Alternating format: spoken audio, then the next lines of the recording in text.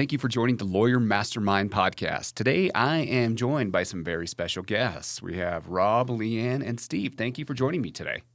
Happy to be here. Thanks for having us, Casey. Of course. So this is a new format for us, but we have a very interesting topic, and that is why ranking number one isn't enough anymore. Just to set the stage, Rob, you kind of came in this morning. We started having a discussion.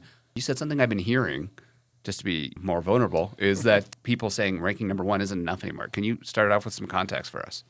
Sure. Let me set the stage. The holy grail of digital marketing is to show up, I believe, 4 times on the first page. Okay. That's the aspiration. We have an LSA ad, have a PPC ad. We're ranking number one in Google Maps, and we're ranking number one in organic. Like, if we're doing that, you are doing fantastically. That's what people typically go for, right? Mm-hmm. But what we're seeing with a lot of our clients is we can get them ranking number one on organic, but that's it. And then a lot of their competitors, they're doing LSA ads, PPC ads, and we've seen conversions drastically increase when you're at least appearing twice on the first page. That's a fantastic start, but then it gets even better as it continues and you add a third and you add a 4. So changing the game is more competition comes into the arena. And that's why it's important to really kind of diversify what you're doing.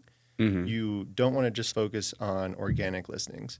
You want organic, you want Google Maps. And if you have the ad spend, like LSAs and PPCs is a great way, and they all complement each other very well. That's what we're seeing there, which just makes it a little bit more harder, but a little bit more fun too, because now you're starting to integrate all of these strategies on like, okay, we have organic maps, or we have local SEO. Yep. We have that strategy going. We have organic SEO. We have that strategy going.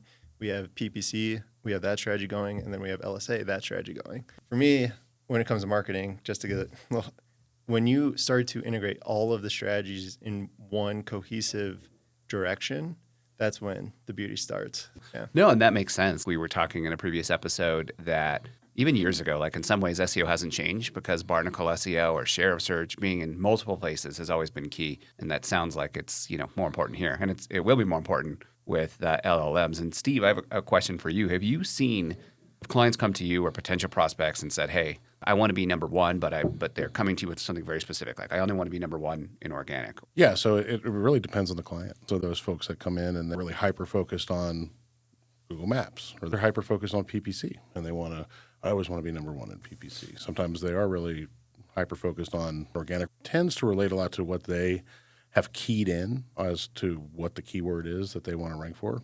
Yeah, it can be kind of funny sometimes because they'll have a keyword that they're set on ranking. It's something that doesn't really have search volume. So that's part of our job, right, to rein them in and educate a little bit and show here's a cluster of terms that you should be going after, and you should also be trying to get in.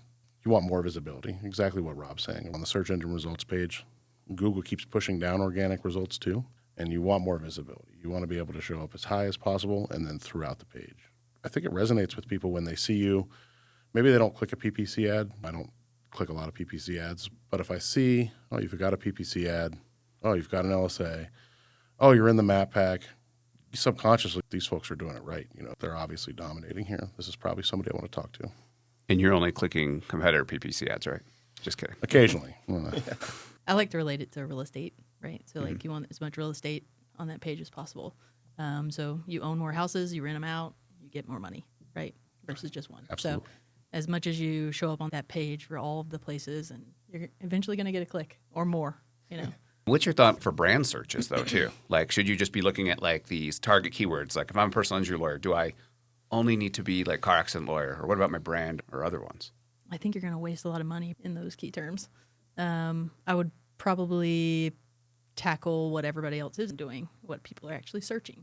Yes, car accidents is good, but if they're searching those things, PPC-wise, LSA-wise, they're researching versus wanting to buy. So I think long-tail keywords are... Interesting. Can you elaborate on that a little I'm going to bit? disagree with that as well. Okay. So if somebody is searching, give me an example term. Let's say personal injury lawyer. Okay. If you're on the highway or if you're searching for a family member, a lot of those terms are a lot of the research, PPC-wise. So I think if you're going to type in personal injury lawyer, it's not specific enough. Like people are just looking for someone. They're doing their research more than like calling someone. I would say that's different for GM, like Google My Business. So if you're on the highway searching for somebody and you're pulling up that like search with GMB, I think it matters. But if you're clicking on organic, like at your computer, typing in personal injury lawyer, you're researching. What's your take on that, Rob?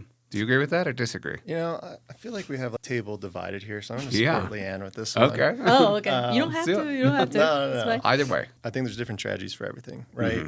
If we're talking to a client that has $100,000 a month to spend, I would say go after that personal injury lawyer. I'd say go after those car accidents. But if we're talking with someone who's just getting on their feet and they're in a competitive market, like there could be some cheaper keywords elsewhere that you can look at to try to get that wheel spinning, and then hopefully we can aspire to be a competitive bidder in the PPC world for those. I mean, if your budget's $50,000 a month plus, sure, go after the personal injury lawyer. So your approach was saying don't do it if you were thinking smaller law firms? I was just trying to understand the context. Yeah, I think it's the strategy and the budget. If you have a low budget, you're not willing to like spend a lot. You want to spend more money on SEO. You don't want to spend more money on PPC. You need to go long tail keywords, even outside of Houston market or a big city. You want to target smaller cities and long tail keywords. Yeah. But I mean, if you have as much money as you want and you're going to put that into PPC, sure, go after the personal injury lawyer, but you're going to really like.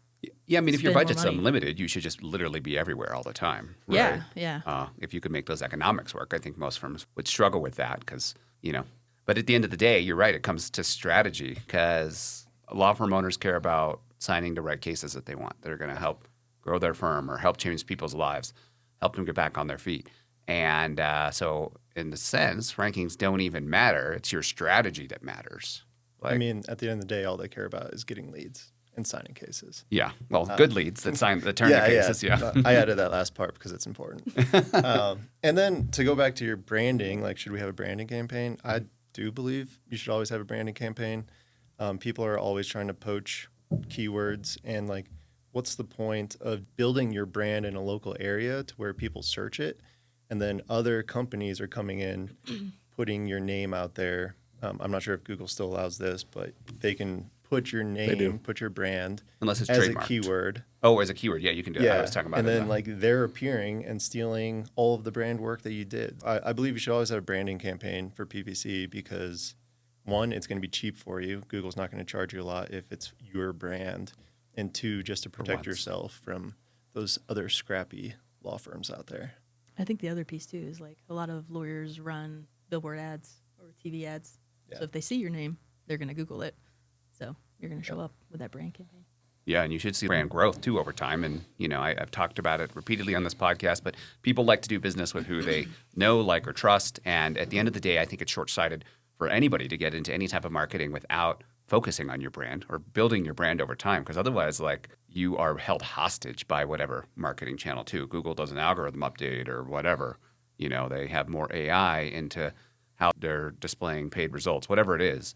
Like, there's always going to be a challenge. Yeah, absolutely. But if people know you, maybe a little bit less. So, Rob, do you know much about zero-click searches? Tell me about zero-click searches. Okay. So zero-click searches now is what we're seeing, I think, in a lot of those AIOs, the AI overviews where, or maybe just even in local pack too, where people are doing the search, but they're not actually like clicking through to the website. Mm-hmm. Maybe they see the phone number and, they're dialing that or whatever. So, or they're getting that information. Have you heard or seen any effective type of stuff in a negative way or positive way? Yeah. I think everyone has their opinion on this, so I'm here to give mine. Having the AI generated overview, I mean, it's definitely reduced the informational organic clicks to your website. That's how I feel. But do I think that it's had a negative impact on it? I don't believe so, because I know my wife, I know myself, when I see an AI overview, like, I get the quick overview and that's informational, but usually I want a little bit more, so then I go ahead, click the little thumbnail right next to it and get information there. But for me, it's really made me double down on the more transactional pages as well, and really highlighted the importance of those transactional pages. Like, a year ago, before the AI overviews and before all of this, Informational would drive traffic to your website, and it would produce really good conversions. But it's also like a feel-good metric, right? We want to see traffic to a website increase. It's kind of slowed that down a little bit, but it's absolutely like kind of like refocused my brain on, you know what, like I love seeing that feel-good metric, but these transactional pages are very important. And we need to focus on these. And, you know, they may not be getting hundreds of visitors per month, but Still signing cases? yeah, they're still signing cases, which is the important part. So, you know, comes back, maybe this is going to be like my motto. It comes back to strategy. Just like identifying like, oh, this is what's going on in the environment. I'm not going to always do what I did last year. We need to adapt and look at what's going on and change the strategy a little bit. That's the part of digital marketing. Yeah, that's how I feel about Just for the general listener, tell me the difference between transactional and informational when you're talking about. So you're talking about pages on a website, and Rob's referring to two different types of pages: a transactional page and an informational page. All right. Go. So Not on the spot at all. yeah. No. I mean, at the end of the day, it's all about intent, really. So you have transactional intent and you have informational intent. For me, my house is just going through a major DIY project. I have a lot of questions, all right, but I'm not particularly looking to buy things like, oh, is this thing hanging from the chandelier okay, right? That's informational because really I'm just looking for help on this. So that might be a blog post. That you Yes, exactly. Yeah. But I'm looking at the wall and I see, oh, I need this special tool to fix the drywall, right? I need to find this tool and buy it. That's a transactional. Coming back from the law firm arena, going back to our PPC conversation really quick, like personal injury lawyer, someone looking specifically for a personal injury lawyer, they most likely need a personal injury lawyer right now. And that's a transactional. Versus, you know, someone thinking or wondering if they have a case for like a lawsuit, they might be looking up, oh, what's the average settlement for a slip and fall on ice or something like that. So they're a little higher on the funnel, on the conversion funnel, than someone that is specifically looking for like, I need a lawyer to help me right now. Yeah. Did I do well with that? No, that was perfect. Well done. Yeah, I I just think wanted to you get a did. little clarity on it. Well, and you bring up something else though too, because you talked about intent. So many people are like, "Oh, I do SEO, or I'm going to create content," and they're creating content that doesn't have that intent, and thus it doesn't have the ability to rank. Kind of even a problem that you're working through on our own Juris Digital, Steve. Like we've created a lot of content over the years, and as Google's gotten better on intent, like the pages we want to rank are not the ones ranking. So we have to go in and do that. Yeah, and I think that's good for anybody, especially if you've been cultivating your content on your website for a long time, to go review that, see what's getting traffic, see what's ranking, what's getting clicks, what's bringing people to the site. And if you have a lot of pages that aren't bringing people to the site, it's worth considering either a massive overhaul to that page or just cutting it, trim the fat. Yeah. Now, obviously, there's a lot of SEO tips and tricks and things like that we can discuss. But I'm going to bring it back one more time to strategy, because I was just thinking between that and intent. And if you have a strategy, everybody is going after car accident lawyer, personal injury lawyer. But what about like accident blogging or, things like that? Have we seen any intent from that? I would say huge. Yeah. I mean, in the PPC world, I think even with some of the clients. Would you do that in the PPC? I'm curious. Accident blogging? Yeah. Well, you wouldn't Or need like to, accidents? because there's Can no you PPC. explain what accident blogging you're referencing? Yeah, the accident blogging I'm referencing would be let's say that we're creating content after a major accident that happened on a freeway in your city, and maybe providing attorneys' initial perspective on that. And because, people are searching that, aren't they? Maybe? Steve, this one has been brought up. Well, I think it started with Matt, and then it went to Casey, then it went to you, then it went to me. And now it's just spread Started out a chain throughout yesterday. Yeah. So I'm going to let you take this one. So accident reporting, I think, is something that has to be done with real intention, right? You need to be on top of it every day, getting an alert from Google, and then posting about that accident. And some thought behind it, too, where, these are real people involved in this accident. Yep. You want to be sensitive. You want to have, a lot of times we'll put an option to, hey, reach out if you want us to take this post down. This is about you or a family member or something like that.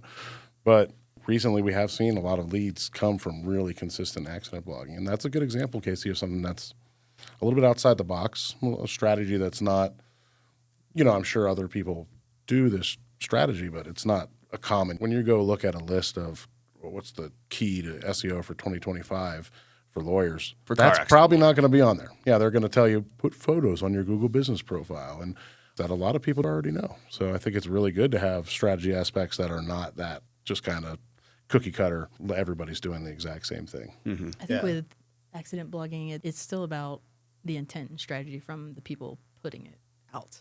We don't want to be like ambulance chasers, right? Of like getting every accident and throwing it up there, but actually caring about the people involved and reaching out as a resource to them versus just like slapping the accident up and expecting a lead. Providing actual help. Yeah. So like actually caring about the client and wanting them because, you know, we care about the accident. Yeah, and we can help you. So I think there's intent and strategy around accident blogging. And same with like if you're going to, a lot of times people have in the past put up PPC or advertising due to a specific accident. Mm-hmm. You know, I don't encourage that unless it's in like a big city because everybody's going after those. But like in a small town where there's only a few lawyers and stuff, I think it's completely acceptable in certain situations, and the content that's written and the strategy behind it, I think is appropriate.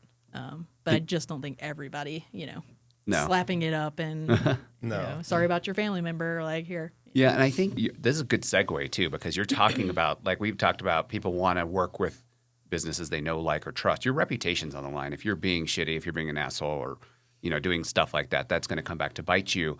And the segue that I have here is kind of talking about, you said ranking number one isn't enough anymore, but ranking, how important is that? Obviously, it's important that people find you, but I would also argue that if you are ranking number two, for example, but your message is just like on point to the type of cases that you want to get to the people that have experienced that accident, you're going to see more conversions than the page that is ranking number one that was just written for bots. Absolutely. I've worked with the department on this. Is number one, I'm going to just take it up one level, and just the title of the page, the way that you frame the title of the page, like you can be number three, but if that title is like 100% free consultation, so on, and it's catchy versus personal injury lawyer, Los Angeles, 100% free consultation, people are going to see that and most likely click on that. I've had a lot of success just getting up to the top three and then like making a catchy title and going there.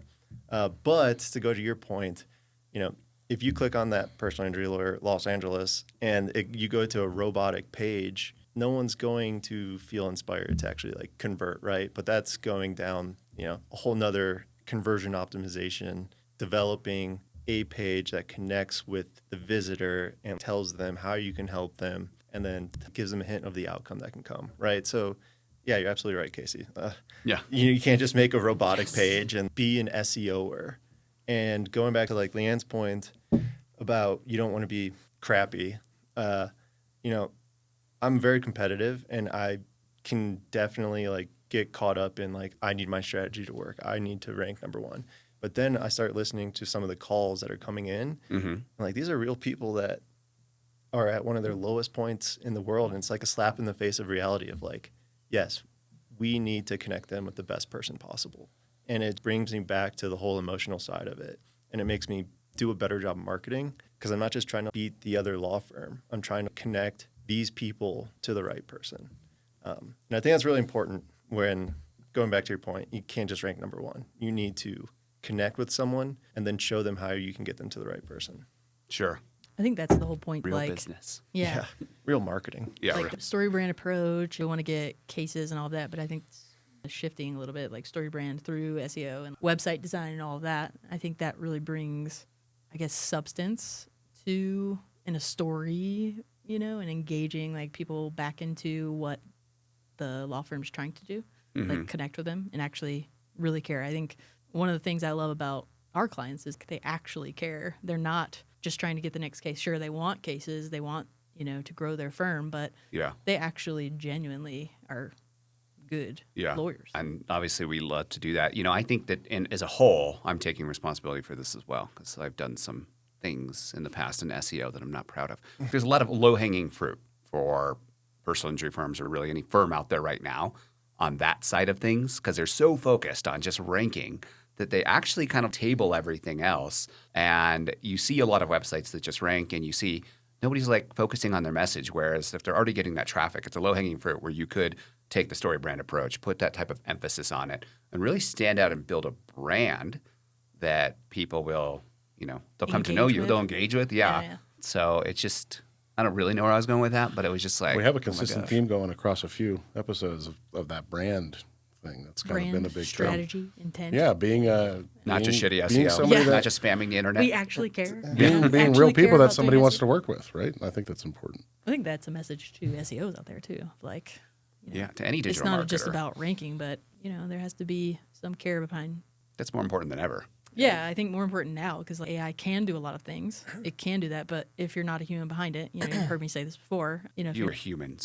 if you're not a human behind what you're doing, like what does it matter? And it can do it to a degree, but there has to be a quality check and a relationship piece, and I think that just exists in human nature. It does. And that's, again, the race to the bottom with people that are using AI lazily. Like, I love using AI, but I do think whatever you're using it for, it should be a tool to get you closer to excellence versus, just do the low-hanging fruit. And that's like what we're getting spammed across right now. And it's so exhausting, like seeing that crap for me. I mean, at least Google's recognizing.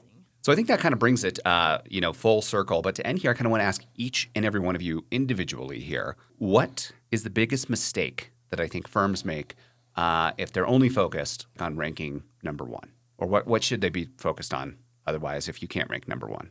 This is the last time I sit across from you because I have to answer all these questions first. You don't have to. To Rob. Yeah. Should we go to Steve? Who's ready? I'm ready. Okay, let's go, Let's go, Steve. Steve. The most important thing to be doing is to not be focusing on your rankings, but to be focusing on, I want to say your ROI, but you have to understand too that if you've just started SEO, the ROI is going to come a little bit later sometimes. But you want to be focusing on your overall investment and are you making traction? And by looking in the right places, you're looking at, are my phone calls increasing? Am I getting more visibility in the community? Am I getting more branded searches like we talked about? These are all, to me, more important than just tracking that ranking. You're going to drive yourself crazy if you're going ranking. If you're every day you're looking at you're waking up and you're checking your ranking in the morning, and you might not be getting accurate information. This happens all the time where you're searching from your office, and like we've talked about in the past, Casey, it's so proximity based, and they're tailoring a search to you. There's dozens of reasons why you might not be seeing the real picture of your ranking when you're looking at it. And then if you're obsessing over the ranking every day and then it does hit, top 2 or top 3 and your leads don't change, what have you spent all that time focusing on those rankings for? And what are you going to do then? What's the plan then if that happens? Okay. I think for me, it's quality. Sure, ROI and all the things I think are very relevant and very important, but one piece of really good qualitative piece of content can go a long way. The quality of leads that are coming in. So if you're running a PPC campaign, but you may have signed one case that was $1 million case, but I don't know. I think it's all about quality. And if you're a personal injury lawyer, one case can pay for the whole year. So it's not about the clicks. It's not about all the cases. Are the calls good? Are the form fills? The right case. Yeah. Are the form fills quality? Or is the content written by your team or by an agency quality? Is it good quality? Is it written for your audience, too? Yeah, yeah. Well, just you have to be careful about the quality thing. Quality. Well, It needs the quality, you're right, but it does need to be readable for the general audience, right? You don't want to. We were talking about that. we're not going to keyword stuff, right? So I still, Well, not even keyword stuff, like- but in the legal realm, attorneys can attend to the things that they write on a daily basis, briefs or whatever it might be, are Sure. incredibly complex, and sometimes we'll see that transfer over where the attorney wants their content to be really kind of make sure they know that I'm the best by writing all this fancy. The best editor. Yeah. All this legal stuff. When your audience goes to that and they're like, what is this? Yeah. I don't understand it. I guess what I mean quality Yeah. is You're right on. obviously good rankings for Google that it recognizes, what's being written, but we're not just shoving things up, but quality pieces that's going to bring in attention. Yeah. Quality pieces that's going to get results. Yeah. And then listening to those phone calls, listening to whoever's taking those calls in. Are the calls good? Is your intake system good? those big one. matter. Those are the things that are going to bring in ROI, and those are the things that are going to make a difference in the end game. Yeah, It's 'cause not about rankings. Like If your agency's getting you calls or your in-house team or whoever's doing your digital marketing is getting you calls and your intake team isn't handling the calls well, that's a huge breakdown in your process. so that's Definitely. what I personally mean by quality. Yeah. You know? Okay. I think it's different in the SEO world, but For that's my sure. definition. Okay, Rob, you're up. All right. You got to be last.